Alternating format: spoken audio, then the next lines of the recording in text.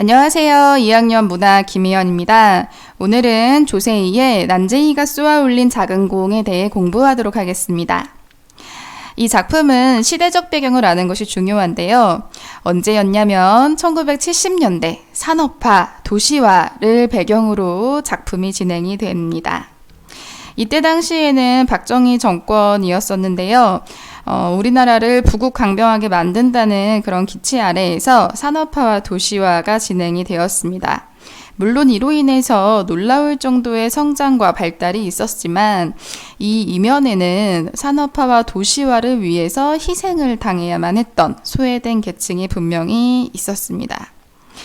1970년대를 기점으로 해서 경제적으로 불평등이 심화가 되었고요. 그러다 보니까 소외된 계층은 점점점 사회의 끝자락으로 내몰리게 되는 상황을 맞게 됩니다. 이러한 심각한 사회 문제를 고발하기 위해서 쓰여진 소설이라고 하니까 재미있겠죠? 여러분들 함께 선생님과 공부해 보도록 하겠습니다. 작품으로 먼저 들어가도록 할게요. 사람들은 아버지를 난쟁이라고 불렀다. 사람들은 옳게 보았다. 아버지는 난쟁이였다. 자, 여기에서 인상 깊은 단어가 있죠? 그게 바로 난쟁이입니다. 자, 난쟁이라고 한다면 키가 어떤 사람이에요? 작은 사람이에요. 신체적으로 왜소하죠? 즉 신체적으로 장애가 있는 그런 약자를 알려주고 있고요. 이 난쟁이를 통해서 사회적으로 강자에게 밀리게 되는 약자임도 보여줌과 동시에 경제적으로도 키가 작은 만큼 빈민으로 살아가는, 가난하게 살아가는 무기력한 도시 빈민들을 보여줄 수도 있습니다. 그래서 난쟁이라는 말은요, 신체적인 왜소함이 기본적인 뜻이지만 사회적 약자, 경제적 약자라고도 생각해주면 좋겠어요. 자, 그래서 이 난쟁이가 대표하는 계층은 1970년대 산업화 시대의 노동자 계층, 빈민 계층을 대표한다라고 생각해주면 되겠습니다. 다 사회적 약자, 경제적 약자를 대표하죠. 불행하게도 사람들은 아버지를 보는 것 하나만 옳았다. 그 밖의 것들은 하나도 옳지 않았다. 자, 타인들은 아버지를 난쟁이라고만 보고요 판단합니다. 겉모습만으로 사람을 판단해서 아버지가 얼마나 많은 능력이 있는지 그리고 얼마나 큰 사랑이 있는지 전혀 생각하지 않죠. 이러한 사회적 편견에 대한 비판을 이야기한다고 보면 되겠어요. 나는 아버지, 어머니, 영호, 영희 그리고 나를 포함한 5 식구들의 모든 것을 걸고 그들이 옳지 않다는 것을 언제나 말할 수 있다. 나의 모든 것이라는 표현에는 5 식구의 목숨이 포함되어 있다. 자, 지금 서술자의 가족이 나오네요. 서술자는 지금 나로 등장하고 있고요. 지금 등장인물이 서술자로 기능하고 있으니까 우리는 1인칭 서술자라고 볼 수 있습니다. 이때 나가 주인공으로 기능을 한다면 1인칭 주인공 시점, 또는 관찰자로 기능을 한다면 1인칭 관찰자 시점인데요. 이때 나는 주인공이라고 볼 수 있고요. 1인칭 주인공 시점이라고 생각해주면 되겠습니다. 자, 5 식구가 있다는 거 확인할 수 있어요. 난쟁이인 아버지, 그리고 어머니, 그리고 형제, 첫째인 나와 둘째 영호, 셋째 작은 막내딸 영희까지 있다는 거 확인할 수 있습니다. 자, 그들, 난쟁이라고만 판단하는 사회적 편견에 사로잡힌 그들, 옳지 않다고 지금 부정적인 시선 담고 있다는 거 확인할 수 있어요. 자, 천국에 사는 사람들은 지옥을 생각할 필요가 없다. 그러나 우리 5 식구는 지옥에 살면서 천국을 생각했다. 단 하루도 천국을 생각해보지 않은 날이 없다. 하루하루의 생활이 지겨웠기 때문이다. 처참한 자기 고백이라고 볼 수 있겠죠. 먼저 여기 첫 번째 줄 볼까요? 천국에 사는 사람들은 지옥을 생각할 필요가 없대요. 자, 무슨 말일까 같이 봅시다. 가진 자예요. 천국에 사는 사람들은 가졌죠. 가진 자. 그럼 지옥에 사는 사람들은 못 가진 자겠죠. 관심이 있다는 거 없다는 거? 없다는 거예요. 관심이 없기 때문에 가진 자는 자신이 더 많이 가지려고 노력을 할 것이고 못 가진 자가 얼마나 못 가져서 힘들게 살고 있는지 관심이 없다는 거죠. 사회적으로 빈부격차가 심해지면서 불평등이 심해지는 그 당시 사회적인 세태를 그려주고 있습니다. 자, 지금 5 식구들 어디에 살고 있는 사람들이에요? 지옥에 살고 있는 사람들이죠. 못 가진 자를 대표하고요. 그 생활은 지겨웠다고 합니다. 얼마나 힘들고 고달프게 살았는지 여러분들이 생각할 수 있을 거예요. 우리의 생활은 전쟁과 같았다. 우리는 그 전쟁에서 날마다 지기만 했다. 그런데도 어머니는 모든 것을 잘 참았다. 그러나 그날 아침 일만은 참기 어려웠던 것 같다. 자, 지옥에서 생활하죠. 전쟁과도 같은 삶을 살고 있어요. 그런데 항상 지기만 하네요. 얼마나 힘들게 살아왔는지 사회적 약자, 경제적 약자로서의 삶이 보이는 듯 싶습니다. 자, 이때 어머니의 삶이 있는데요.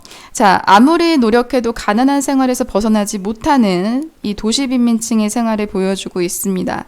지금도 사실 금수저라고 하는 말이 몇 년 전에 유행을 했었죠. 금수저를 가지고 태어나야 잘 살고 흙수저를 가지고 태어나면 영원히 흙수저에서 벗어나지 못한다. 뭐 이런 사회적인 이념이 좀 팽배했었는데 1970년대부터 이게 아마 시작된 것 같습니다. 자, 뭐 이렇다 할지라도 우리를 지켜주시는 어머니 모든 것을 잘 참았다고 합니다. 인내심이 있었는데요. 그날 아침일 뭔가 어머니까지도 폭발시키게 만드는 뭔가 큰일이 있었겠죠. 절박한 상황이 닥친 거예요. 자, 이게 바로 중요한 사건이라고 볼 수 있습니다. 무슨 일이었을까요? 자, 통장이 이걸 가져왔어요 라고 내가 말했다. 어머니는 조각마루 끝에 앉아 아침 식사를 하고 있었다.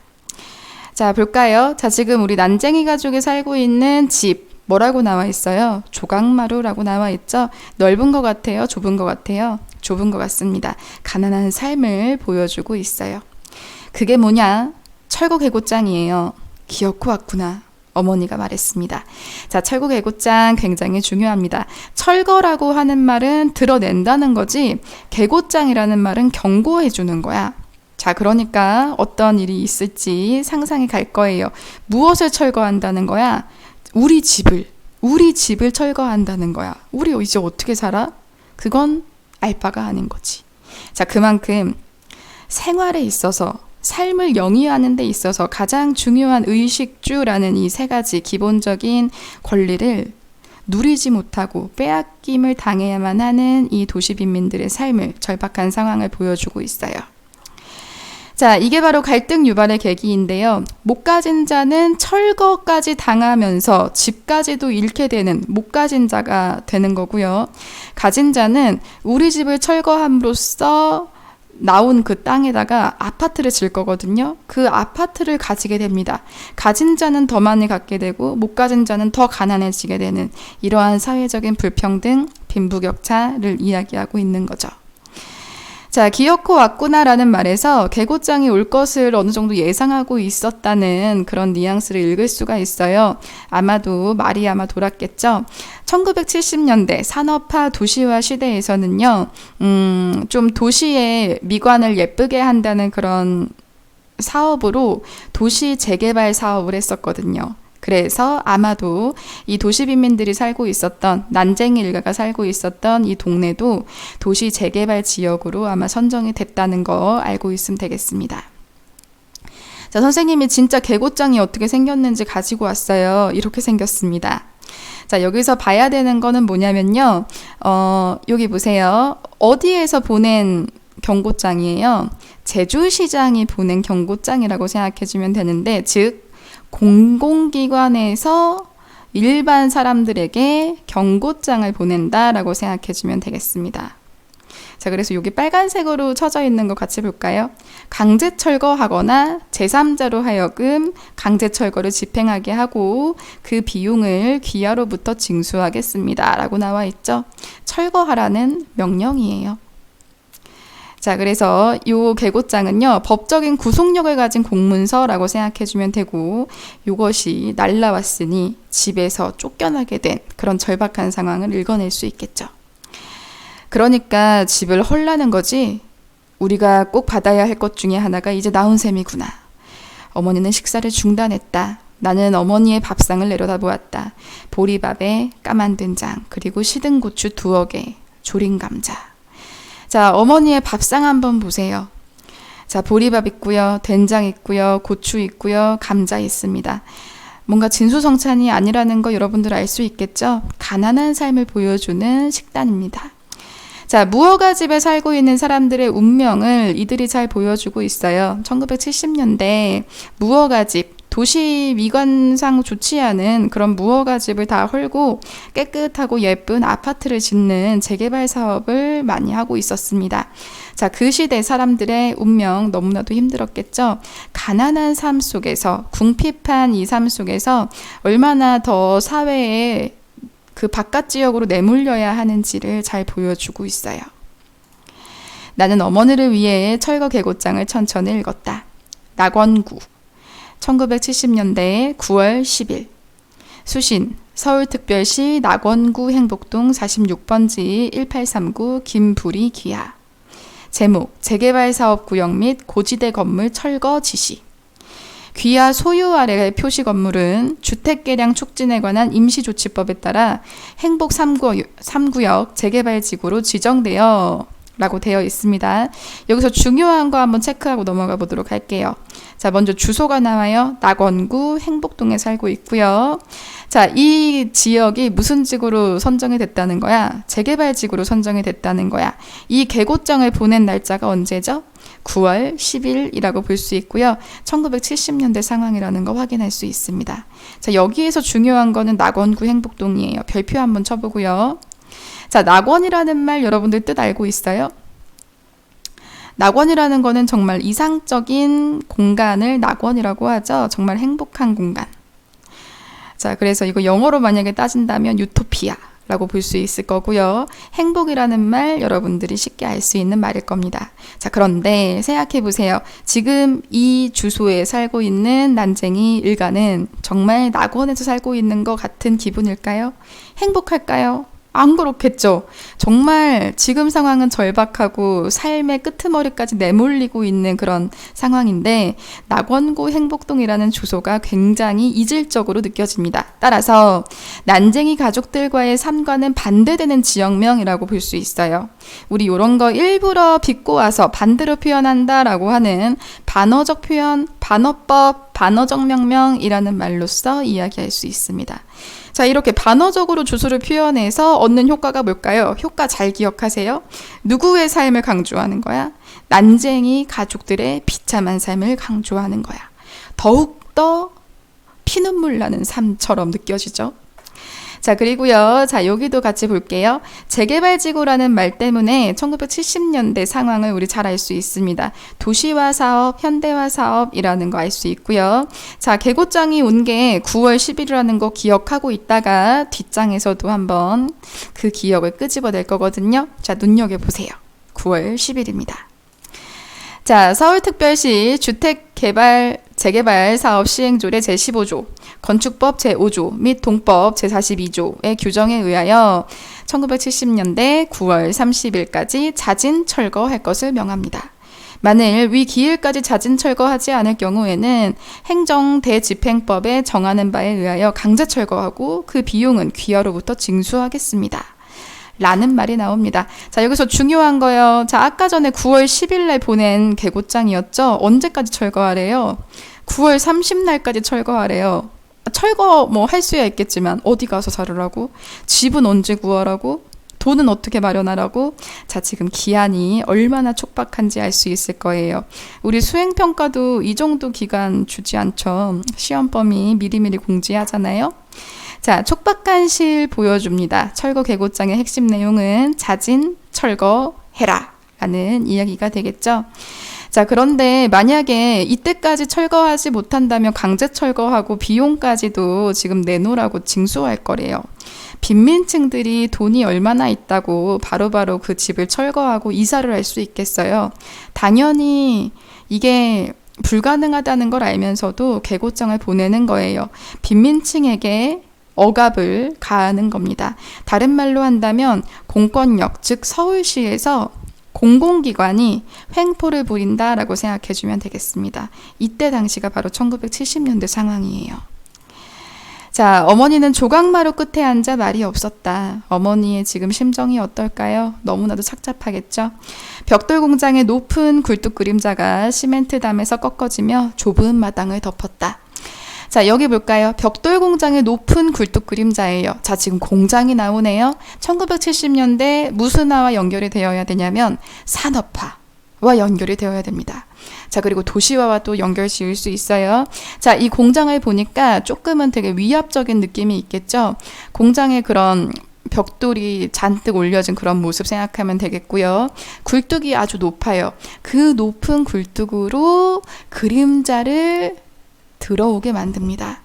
시멘트담에서 꺾어지며 좁은 마당을 이 그림자가 덮었다고 하죠. 이 좁은 마당 누가 사는 곳이겠어요? 난쟁이 가족들이 사는 곳이겠어요. 가난한 자들의 삶의 터전을 이 1970년대 산업화로 대표되는 공장의 높은 그림자가 덮는 거야. 누구의 희생을 요구하는 산업화야? 도시 빈민들의, 노동자의 희생을 요구하는 산업화다라는 거 상징적으로 읽어내주면 되겠습니다. 자, 어쨌든 어머니의 심정 우리 확인할 수 있고요. 이 굴뚝 그림자 같이 보세요. 벽돌 공장. 자, 요거는 일단 1970년대 산업화 그리고 폭력적인 1970년대 현실을 보여주고 있고요. 자, 그림자 가진 좁은 마당은 누구의 공간이겠어요? 가난한 삶을 살고 있는 난쟁이 가족들의 공간이 되겠죠. 자, 그림자가 졌다고 하니까 그 미래가 어떻게 보여요? 어둡겠구나, 암울하겠구나, 답이 없겠구나 라고 생각해주면 되겠습니다. 조금 슬프죠? 동네 사람들이 골목으로 나와 뭐라고 소리치고 있었다. 통장은 그들 사이를 비집고 나와 방죽 쪽으로 걸음을 옮겼다. 지금 모든 사람들이 개고장을 받아가지고 어떻게 살으라는 얘기냐. 지금 충격과 공포 속에서 방죽 쪽으로 걸음을 옮기면서 소리를 치고 있습니다. 어머니는 식사를 끝내지 않은 밥상을 들고 부엌으로 들어갔다. 어머니는 두 무릎을 고추 세우고 앉았다. 그리고 손을 들어 부엌 바닥을 한번 치고 가슴을 한번 쳤다. 나는 동사무소로 갔다. 자, 어머니의 마음이 이 부분에서 굉장히 잘 느껴진다는 거 여러분들 확인할 수 있을 겁니다. 선생님이 이에 딱 맞는 사진을 가지고 왔어요. 부엌 바닥 한번 치고 가슴을 한번 치는 어머니의 모습 상상해 보세요. 그 심정이 오죽할까요? 답답하고 암담하고 돈은 없고 살 데는 없고 어떻게 살아야 하나 이 마음이 정말 답답하겠죠. 자, 지금 서술자 동사무소로 같이 갔습니다. 항의하겠죠. 동사무소라는 그 공공기관에 가서 어떻게 철거하냐, 돈 없다, 어떻게 이사를 가란 말이냐 라고 항의를 해볼 수 있을 것 같아요. 행복동 주민들이 잔뜩 몰려들어서 자기의 의견들을 큰 소리로 말하고 있었다. 들을 사람은 두셋밖에 안 되는데 수십 명이 거의 동시에 떠들어대고 있었다. 쓸데없는 짓이었다. 떠든다고 해결될 문제는 아니었다.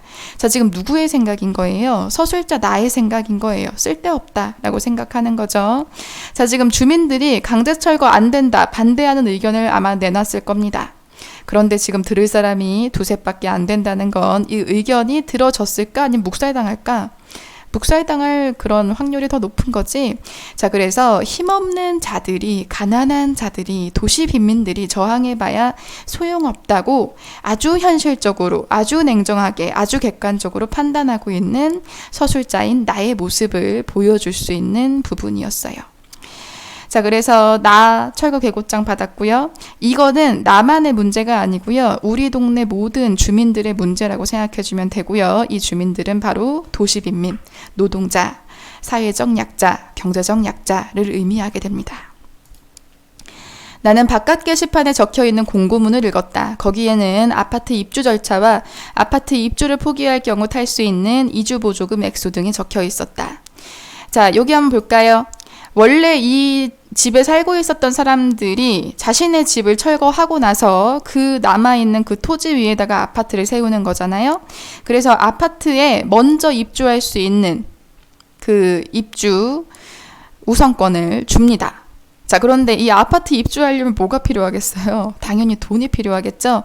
아파트 입주 절차를 그렇게 설명을 아마 해줬을 거고요. 만약에 아파트를 들어갈 수 있는 돈이 없다. 나는 그래서 이 아파트에 들어가는 우선 입주권을 팔겠다라고 한다면 다른 데로 이사할 수 있는 보조금이 나올 겁니다. 이사를 할 수 있는 그런 돈이죠. 근데 굉장히 적었어요. 충분한 돈을 주지 않습니다. 왜냐하면 정부의 공권력의 횡포로 시작된 재개발이었기 때문이죠. 자, 돈이 있으면 아파트에 입주하면 되지만 돈이 없다면 이사를 가야 됩니다. 이사 가기에는 턱없이 부족한 돈만 주기 때문에 어찌됐건 도시 빈민들은 살기가 어려운데 거기다가 더불어서 집까지도 내쫓기는, 그러면서 돈까지도 제대로 받지 못하는 그런 실정에 처하게 되는 거죠. 동사무소 주인은 시장 바닥과 같았다. 주민들과 아파트 거강꾼들이 한데 뒤엉켜 이리 물리고 저리 물리고 했다. 나는 거기서 아버지와 두 동생을 만났다. 라고 합니다. 자, 지금 주민들 있고요. 그 다음에 아파트 거강꾼 있어요. 아수라장 같은 분위기에서 이 둘 어떤 관계일까요? 자, 주민들은 지금 재개발 찬성할까 반대할까? 반대하겠지. 그 다음에 철거하는 것도 찬성할까 반대할까? 반대하겠죠? 살 곳이 없어지니까. 자, 아파트 거강꾼들은 뭐냐면 아파트를 팔아서 그 이득을 챙기는 부동산 업자들이라고 생각해주면 되겠습니다. 그래서 주민들은 돈 없는 자들, 힘 없는 자들, 소외된 계층, 도시빈민이라고 생각해주면 되고요. 아파트 거강꾼들은 부동산 업자예요. 가진 자라고 생각해주면 되고요. 아파트를 사고 팔 때 이익을 보니까 재개발에 찬성하겠죠. 자, 어쨌든 아버지는 도장포, 즉 도장가게 앞에 앉아 있었고요. 두 동생 영호 있고요. 영희 있습니다. 영호는 내가 방금 물러선 게시판 앞으로 가서 입주 절차와 입주를 포기할 경우 받는 이주 보조금 액수를 아마 읽어볼 것 같고요. 영희는 검정색 승용차 옆에 서 있었습니다. 자, 여기서 검정색 승용차 같이 볼까요? 자, 승용차가 있다는 거, 그것도 1970년대에 가지고 있다는 거는 어느 정도 돈이 있다는 거죠. 가진 자의 물건입니다. 그러면 주민의 물건이겠어요? 아니면 거강꾼의 물건이겠어요? 거강꾼의 물건, 즉 거강꾼의 차겠구나라는 거 확인할 수 있습니다. 아침 일찍 일들을 찾아 나섰다가 철거 개고장에 나왔다는 소리를 듣고 돌아온 것이었다. 누군들 이런 날 일을 할 수 있을까? 자, 지금 영호, 영희, 그 다음에 아버지 다 온전한 그리고 정기적인 직업이 있는 게 아니었습니다. 아침 일찍 일을 찾아 나섰는데 철거 개고장, 즉 집을 헐어야 된다. 이사를 가야 된다 라는 소식을 듣고서 일을 할 수 없어가지고 여기까지 몰려온 거죠. 실업 상태라는 거 확인할 수 있고요. 그러니까 더더욱이나 집안 생계가 위험한 거지. 일정한 수입이 없으니까 도시빈민의 열악한 환경 우리 볼 수 있을 것 같아요. 절박한 상황이라는 것도 설명할 수 있습니다. 나는 아버지 옆으로 가서 아버지의 공구들이 들어있는 부대를 둘러매었다. 영호가 다가오더니 나의 어깨에서 그 부대를 내려 옮겨 매었다. 나는 아주 자연스럽게 그것을 넘겨주면서 이쪽으로 걸어오는 영희를 보았다. 자, 아버지의 물건은 공구들입니다. 자, 이런 공구들이에요. 자, 이런 공구를 가지고 어떤 일을 할 수 있냐면 아마도 막노동을 할 수 있겠구나라는 생각해주면 되겠습니다. 아버지가 도시 빈민으로서 이런 일을 하고 있다는 거 확인할 수 있고요. 아마 기술은 출중할 거예요.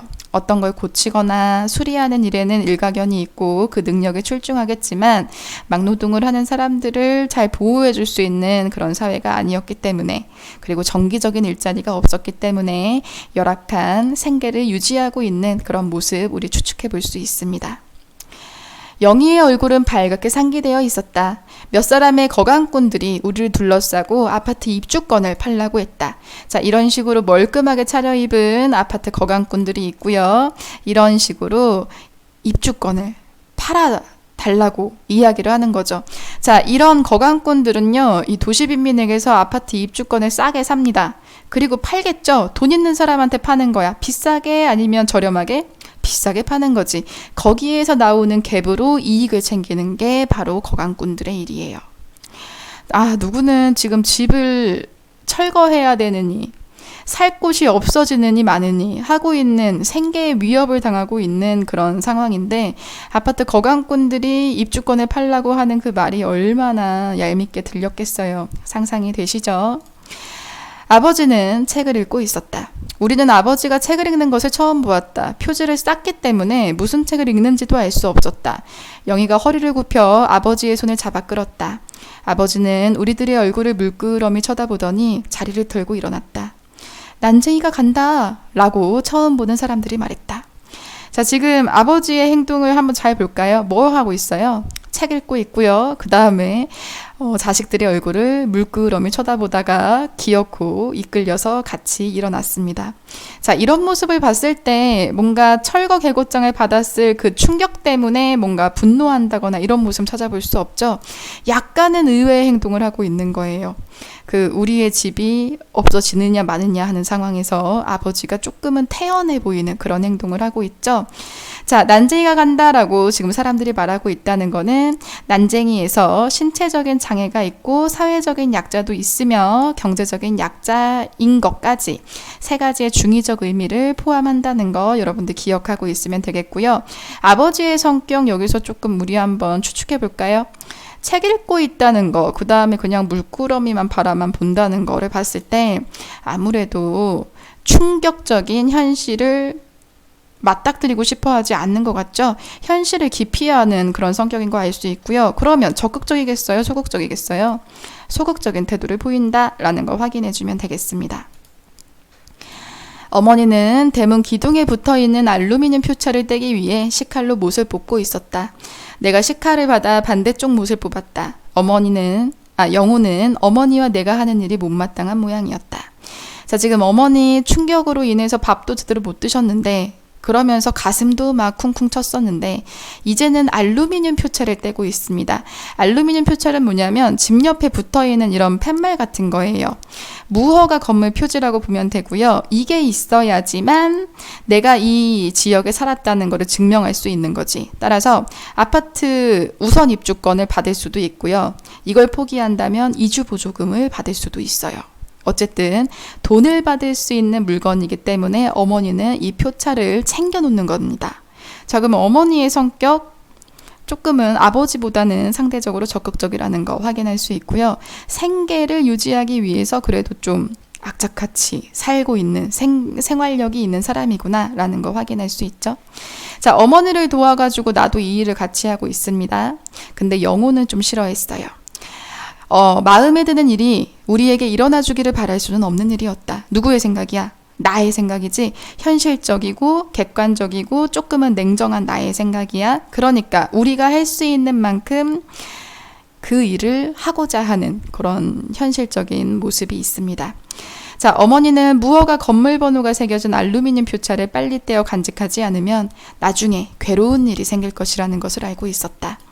자, 현실 파악을 냉철하게 한 거예요. 앞으로 살아갈 방법, 그래도 돈이 나올 구멍이 어딘지 알고 그 행동을 실천하는 거죠. 어머니는 손바닥에 놓인 표차를 말없이 들여다보았다. 영희가 이번에는 어머니의 손을 잡아 끌었다. 너희들이 놀게 되지만 않았어도 난 별 걱정을 안 했을 거다. 어머니가 말했다.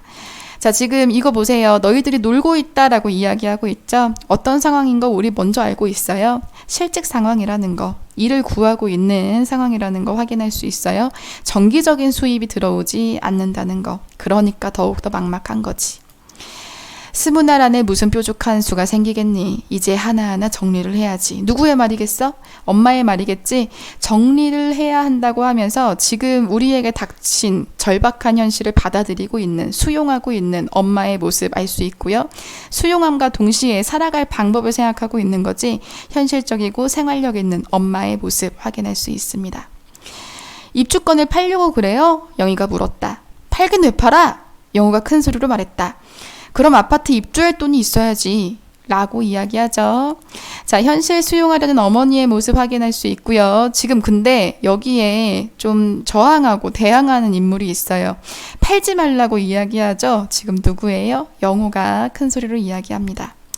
부당한 현실에 저항하고자 하는 영호의 이런 성격 알 수 있어요. 분노하는 영호의 성격도 여러분들이 파악해주면 되겠습니다.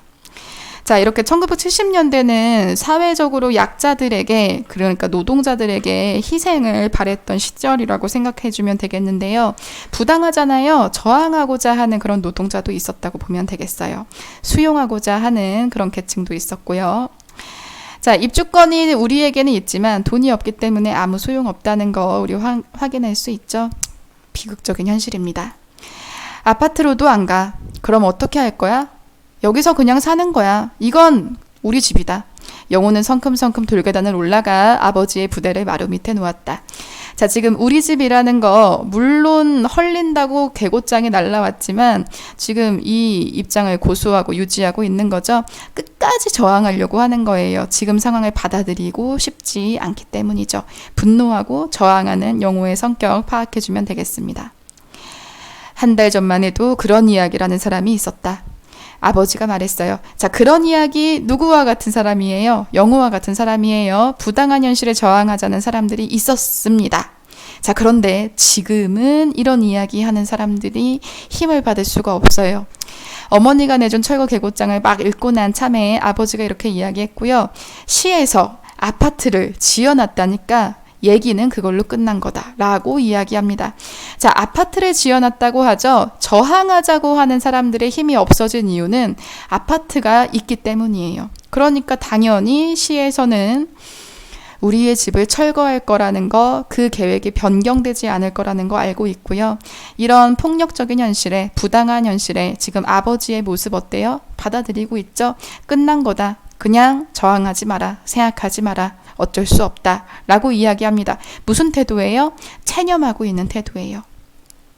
영호의 주장이 소용없다라는 이야기를 하고 있고요. 저항이 불가능하다는 것을 아버지는 알고 있습니다. 체념하고 있는 그 모습 여러분들이 확인할 수 있을 거예요. 그건 우리 위해서 지은 게 아니에요. 영호가 말했다. 돈도 많이 있어야 되잖아요. 라고 이야기하죠. 자, 아파트 볼까요? 자, 도시재개발 사업은 도시 미관을 정비한다는 입장에서 시행한 사업인데요. 아파트는 누구를 위한 것이라는 거 우리 알 수 있어요. 돈이 있어야 되기 때문에 가진 자를 위한 거라는 집이라는 거 알 수 있습니다. 그러면 집을 철거해야 되는, 이렇게 삶의 끝자락에 내몰리게 되는 도시 빈민들은 아파트가 먼 이야기 같겠죠. 따라서 도시재개발 사업은 빈민들을 위한 사업이 아닙니다. 철거민들을 위한 것이 아니라는 걸 영호가 아주 직설적으로 이야기해주고 있어요. 영희가 마당가 펜지꽃 앞에 서 있었다. 우린 못 떠나. 갈 곳이 없어. 그렇지 큰오빠? 라고 이야기하죠. 자, 펜지꽃 선생님이 그림 가지고 왔는데요. 이게 바로 누구를 상징하는 소재냐면 바로 우리의 아름다운 영희를 상징하는 소재예요. 펜지꽃 한번 볼래요? 강인해 보여요? 좀 여리여리해 보여요? 여리여리해 보이죠? 자, 그래서 영희의 모습이 여리여리하다는 거, 순수하다는 거, 이런 것들 생각해주면 되겠습니다. 순수하고 여린 영희의 이미지 펜지꽃으로 표현해주고 있어요. 어떤 놈이든 집을 헐러오는 놈은 그냥 놔두지 않을 테야. 영호가 말했습니다. 자, 영호의 이 불같은 성격, 분노하고 저항하는 요런 성격, 상남자 같은 성격 확인할 수 있고요. 그만둬. 내가 말했다. 그들 옆엔 법이 있다. 아버지 말대로 모든 이야기는 끝나버린 것이나 마찬가지였다. 자, 나는 큰오빠입니다. 첫째 아들이거든요. 그들 옆엔 법이 있다는 것, 즉 냉혹한 현실, 비극적인 현실이지만 이 현실이 우리를 위한 현실이 아니라는 거를 벌써 냉정하게 간파하고 있어요. 현실적인 성격 알 수 있죠. 그래서 영호와 나는 성격이 조금은 상반된다는 거 확인해주면 되겠습니다. 자, 강하게 저항하지만 나는 사회 현실을 알고 있죠. 가장 공평해야 할 법이 누구의 편에 서 있는 거예요? 강자의 편에 서 있다는 거를 알고 있는 거예요. 따라서 1970년대는 공정한 사회다, 부조리한 사회다, 부조리한 사회다라는 거 확인할 수 있고요. 이야기가 끝났다고 아버지처럼 똑같이 판단하고 있죠. 자, 법을 내세워서 지금 사회적 약자들을 억압하고 있습니다. 누가? 강자들이. 공권력이 횡포를 부리고 있어요. 따라서 대항해봐야 이기는 것은 불가능하다는 의미를 나타내고요.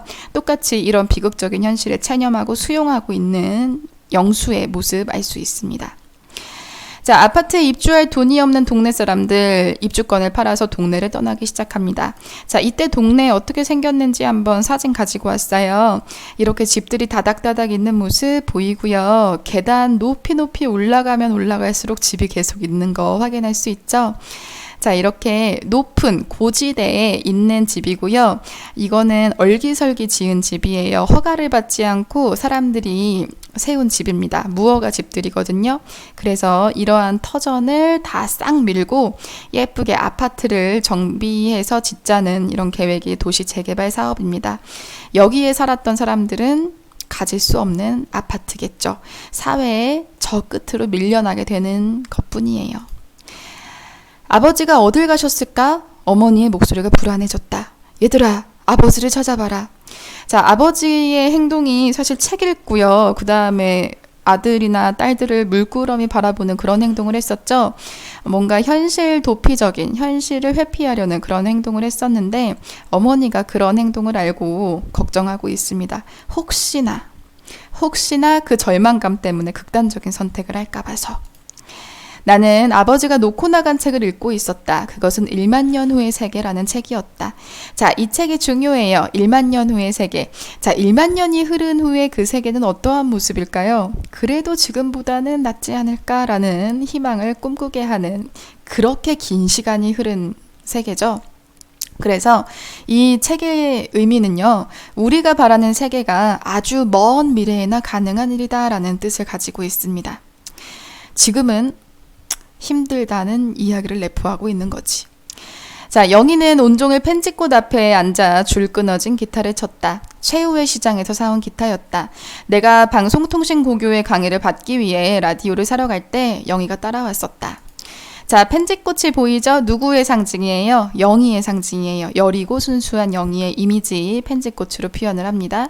무엇을 쳤대요?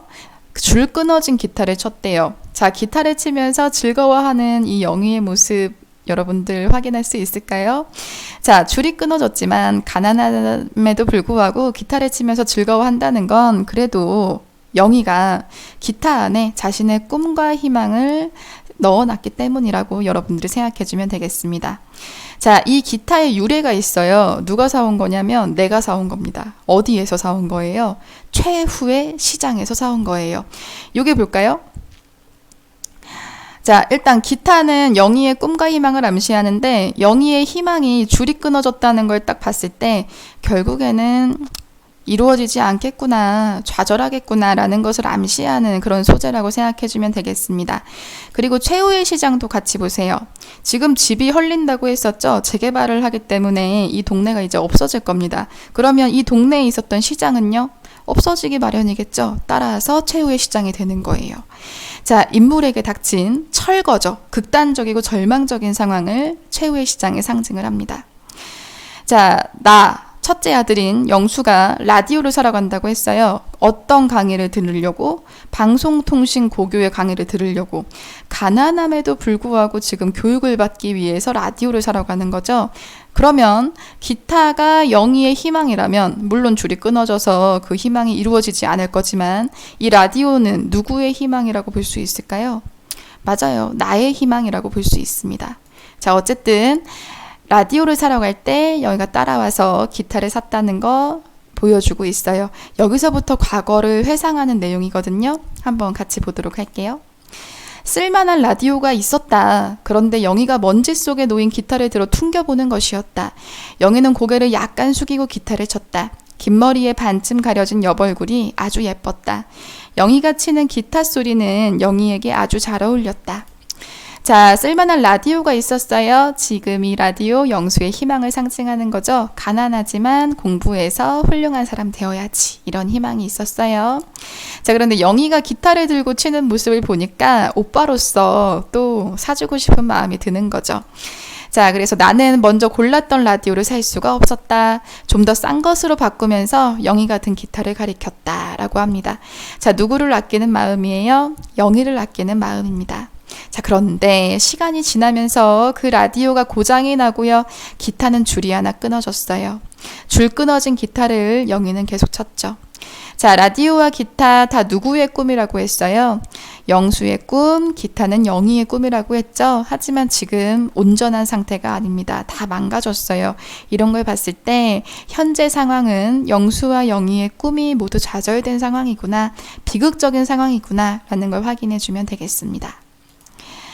자, 어쨌든 다시 현실로 돌아와서요. 나는 아버지가 무슨 생각을 하고 있는지 알 수 없었다. 1만 년 후의 세계라는 책을 아버지는 개천 건너 주택가에 사는 젊은이에게서 빌렸다. 그의 이름은 지섭이었다. 라는 말이 있습니다. 아버지가 즐겨 읽는 이 책, 무슨 내용이 있을지는 궁금해요. 근데 아버지가 바라는 세계가 아마 들어가 있겠죠. 근데 그 세계는 언제 오는 세계야? 1만 년이나 지난 후에 오는 세계야. 먼 미래의 이야기지. 자, 이렇게 지금의 부조리한 현실이 아주 오랫동안 계속될 것이라는 것을 암시하고요.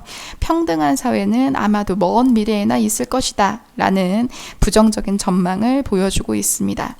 자, 이러한 책을 보여준 사람이 바로 누구예요? 지섭이라는 사람이에요. 이 지섭이라는 사람은 어디에 살아요?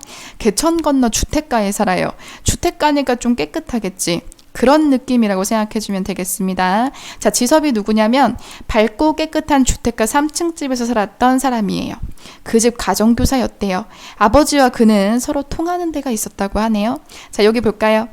자, 지섭은 가정교사를 했다면 아마 배운 것이 좀 있었던 사람일 거예요. 지식인이라고 할 거고요.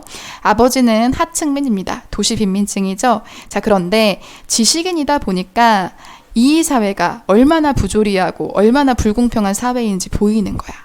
그지? 머리가 있으니까. 그리고 하층민은 그러한 불평등한 삶을 온전히 받아들이면서 감내하고 있는 거고. 자, 그래서 그들은 서로 통하는 데가 있었다는 거, 이렇게 공통적인 교집합이 있었다는 거 확인할 수 있고요. 지섭의 영향을 받아서 아버지가 1만 년 후의 세계라는 책을 읽는다는 거 확인해 주면 되겠습니다. 지섭이 하는 말을 나는 들었었다. 자, 이거 현재야 과거야 미래야? 과거지. 과거에 지섭이 뭐라고 말했는지 한번 들어보세요. 그는 이 땅에서 우리가 기대할 것은 이제 없다고 말했다 라고 합니다. 자, 이 땅 지금 우리가 살고 있는 1970년대 그 사회의 모습이에요. 부당한 70년대 현실이 개선될 희망이 없다고 그냥 비관적으로 바라보고 있는 지식인입니다. 현실의 부조리함에 대해서 그냥 수용하고 받아들이는 것이 아니라 비판 정신을 가지고 있는 거예요. 자, 그래서 하층민의 편에 서서 지식인으로서 현실이 부당함을 지금 이야기해주고 있는 거지. 자, 아버지가 물었습니다. 지섭이 말했어요. 사람들은 사랑이 없는 욕망만 갖고 있습니다. 그래서 단 한 사람도 남을 위해 눈물을 흘릴 줄 모릅니다. 이런 사람들만 사는 땅은 죽은 땅입니다. 라고 이야기하죠. 자, 지금 과거 회상이에요. 지섭과 아버지가 대화했던 장면이거든요. 지금 1970년대 우리나라를 죽은 땅이라고 이야기하고 있습니다. 왜? 사람들이 무엇만 있어요? 욕망만 있어요. 뭐가 없고? 사랑이 없죠. 자, 그 다음에 남을 위한 눈물도 있나요? 없나요? 없습니다. 누구만 위해 살 줄 알아요? 자기 자신만을 위해 살 줄 알아요. 나의 욕망만 채우기 위해서 사는 거지. 자, 그래서 약자를 생각하지 않는 이기적인 사회, 그리고 돈만 생각하는 물질 만능주의 사회를 비판하고 있는 지섭의 말을 우린 들을 수 있습니다. 그래서 상징적으로 지금의 부조리한 현실을 뭐라고 비유해주고 있어요? 죽은 땅이라는 공간으로 비유해주고 있어요. 희망이 있다는 거 없다는 거? 없다고 이야기하고 있습니다. 아저씨는 평생 동안 아무 일도 안 하셨습니까? 일을 안 하다니 일을 했지. 열심히 일했어. 우리 식구 모두가 열심히 일했네. 대화하고 있죠. 자, 지금 가난하게 살고 있는 원인을 일단 첫 번째, 일을 안 해서 그런지 성실하지 않았는지를 지금 먼저 물어보고 있어요. 근데 일을 열심히 성실히 했다고 하죠. 자, 그럼 무슨 나쁜 짓을 하신 적은 없으십니까? 법을 어긴 적은 없으세요? 라고 물으니까 없어 라고 대답을 합니다. 자, 그래서 나쁜 짓, 즉 범죄를 저질러서 지금 가난하게 사는 것이 아닌가, 힘들게 사는 것이 아닌가 하는 질문을 또 던지고 있어요. 근데 그런 적도 없다고 하죠. 그렇다면 기도를 드리지 않으셨습니다. 간절한 마음으로 기도를 드리지 않으셨어요. 그렇지만 기도도 올렸지라는 말을 듣게 되죠. 자, 신에게 바란 적이 없는지 그 소망을 한번 물어보고 있는데요. 당연히 그렇게 했다고 이야기합니다. 자, 그러면 이게 뭡니까? 뭐가 잘못된 게 분명하죠? 불공평하지 않으세요? 이제 이 죽은 땅을 떠나야 됩니다. 라고 이야기합니다. 지금 질문의 형식을 통해서 김부리 씨에게, 즉 난쟁이 아버지에게 지금 가난하게 살고 있는, 지금 비참하게 살고 있는 이유를 물어보고 있었어요. 개인적인 이유로. 하지만 그게 다 아니죠. 그렇다면 성실하게 열심히 일한 사람이 가난하게 살아가고 있다는 것은 개인의 잘못이 아니라 어떤 잘못이다? 사회적인 잘못이다. 구조적인 잘못이다. 사회의 부조리 때문에 이런 희생이 벌어진 것이다. 라고 이야기하는 겁니다. 자, 그래서 이 세상은 불공평하다라고 이야기하고 있고요. 1970년대 우리나라를 죽은 땅이라는 공간으로 빗대어서 표현하고 있어요. 자, 어디로 떠나야 된다고 이야기하나요? 달나라로 떠나야 된다고 이야기하죠. 자, 그러면 달나라는 지금 1970년대 불공평한 이 세상과는 전혀 다른 이상적인 세계라고 생각해주면 되겠습니다. 자, 질문의 형식을 이용해서 부조리한 현실을 비판을 하고 있고요. 달나라는 죽은 땅과는 대비적인 공간이라고 볼 수 있겠죠. 대립적이에요. 사회적인 모순을 넘어선 초월적 세계입니다. 이상세계고요. 유토피아라고 생각해주면 되겠어요. 누구에게나 평등한 그런 세계라고 생각해주면 되겠죠. 얘들아, 어머니의 불안한 음성이 높아졌다. 자, 지금까지는 지섭과 아버지의 이야기를 과거 회상을 통해서 보여줬는데요. 얘들아를 통해서 지금 장면이 급격하게 전환했어요. 어디로 다시 돌아왔나요? 현재 돌아왔습니다. 나는 책장을 덮고 밖으로 뛰어나갔다. 영우와 영희는 엉뚱한 곳을 찾아 헤매고 있었다. 자, 지금 어머니 왜 불안한 거야? 누구 때문에 불안한 거야? 아빠 때문에 불안한 거야. 그치? 긴장감을 조성하고 있어요.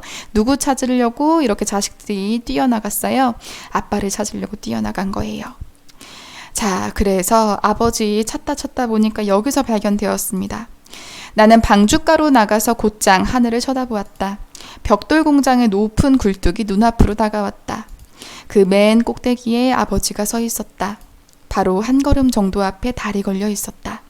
자, 높은 굴뚝이 있는 벽돌 공장입니다. 아버지가 아마 여기에서 일을 했겠죠.